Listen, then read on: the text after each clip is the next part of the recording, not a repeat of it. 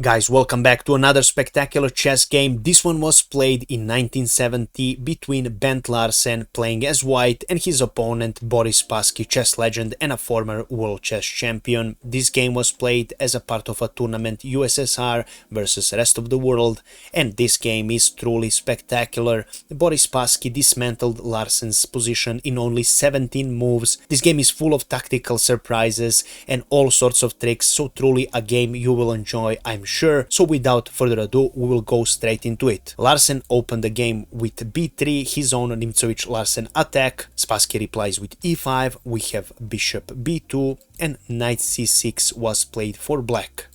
We have c4 for white, usual move in these sort of structures, and knight f6 was played for black. Right now Larsen decided to play knight f3, which is by today's theory standards not the best move. Actually, after knight to f6, best way to continue is to play e3, sort of a waiting move and giving black decision how to continue from there. For example, if black continues with d6, white continues with knight to c3, bishop e7, knight to f3, and right now this is not the most popular continuation for black, but if black decides to play e4, we continue with knight to g5, and after bishop f5, trying to defend this pawn, of course, white can either push a3 to stop knight to b4, or he can immediately strike with d3, and after this trade, queen picks up on d3.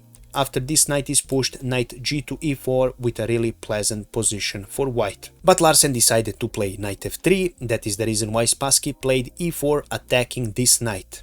Right now Larsen plays knight to d4, which is the best move of the position. By the way, after this move, if you think knight e5 is good, actually it's not, because after knight to e7, actually this knight on e5 is trapped, and white needs to find a way to move him somehow to open the space for this knight. c5 is one of the moves recommended by the computer, but this actually ruins your structure, and this is not good for you to play as white. So that is the reason knight to d4 was the best. After that, Spassky continues with bishop c5, pressuring this knight. Larsen replies with knight picking up on c6, d picks up on c6, and right now e3 was played for white, with the idea to later push d4. Just to show you, after d takes on c6, for example, d3 is actually a mistake, because right now has this move bishop f5, and if you decide to pick up this pawn, that would be a huge blunder, because after bishop takes on f2, you will lose your queen. So you have to be careful. Of course, Larsen knows this, and he plays e3. Game continued again with bishop f5. White continues with queen to c2, right now trying to pressure this pawn. Black continues with queen to e7, preparing long castle and also fortifying the defense of this pawn. We have bishop to e2 played for Larsen, and right now black castles on long side. And now we are already in the critical part of the position on the move 10, because right now Larsen makes a huge mistake. He plays f4, which leaves a lot of weaknesses in his position. Spassky of course sees this, and he immediately strikes with knight to g4.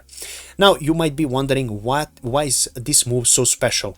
Well, I will of course show you why, but firstly I want to show you that Larsen finds the best move in this position, which is actually g3, stopping queen h4, a deadly invasion of the queen. Of course we will go back and I will show you why this move is so good. For example, if you play something regular like pushing this knight, then queen to h4 check, and after king is forced to go on d1, you cannot go on f1 because queen f2 is checkmate. Knight picks up on e3 and your queen is done because this pawn is pinned. So that's number one threat. Number two threat is, for example, if you decide to pick up this knight with your bishop, then first intermezzo move, queen h4 check, and after you block this check, queen picks up on g4, and you leave black with complete control of these white squares. Not good as well. After knight g4, if you simply decide to castle here and you're thinking that all of your problems are solved, they are not, because rook picks up on d2, a brilliant move. Right now, if you decide to pick up with your queen, bishop takes on e3 is a double attack and your queen will fall. And after rook to d2, if you decide to pick up with your knight, then knight picks up on e3, a double attack and a fork, and also threatens to open a discovered attack. After queen to c1, knight picks up on f1 check, and after king picks up on f1, queen h4 with a deadly threat on checkmate on f2. You only have to defend this with queen to e1, and after queen picks up on h2, game is over for you as white. So that is the reason why knight to g4 was such a difficult move, and g3 is the only way to defend and still be in the game. Spassky continues with h5, he wants to open the h file, and right now Larsen decided to play h3 with the idea to push away this knight and make him go back. But Spassky sees that this is of course not a good move and that all of his advantage will be lost if he retreats his knight. He continues bravely with h4, sacrificing his knight. Game continued with h picking up on g4 and h picking up on g3. Right now Larsen again finds the best move of the position, and that is a rook to g1. You're probably wondering why picking up this rook was not good idea. Of course, I will now show you. This open h file plus this dangerous pawn that is ready to promote is too much to handle. There is nothing you can do. For example, g picks up on f5, rook h1 check, bishop f1 and g2, and actually there is a checkmate in 2 or 3 moves. Black will pick up this bishop and he will checkmate white. So that is the reason why this was not a good idea, and that is the reason why a rook g1 was played for Bent Larsen.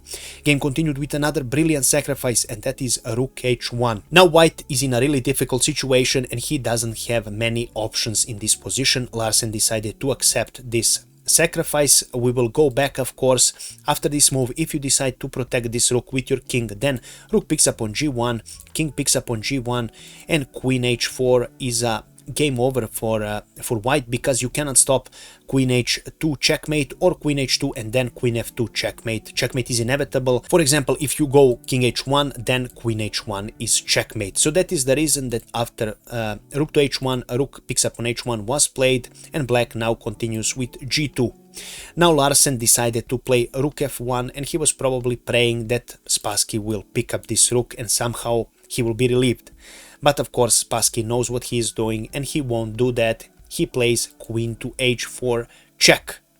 And after this move, black decided to play king on d1, and after g picks up on f1 check, Larsen decided to resign because simply there is nothing you can do. There is a checkmate incoming and you cannot defend from that. I will of course show you all of that, but firstly let's go back.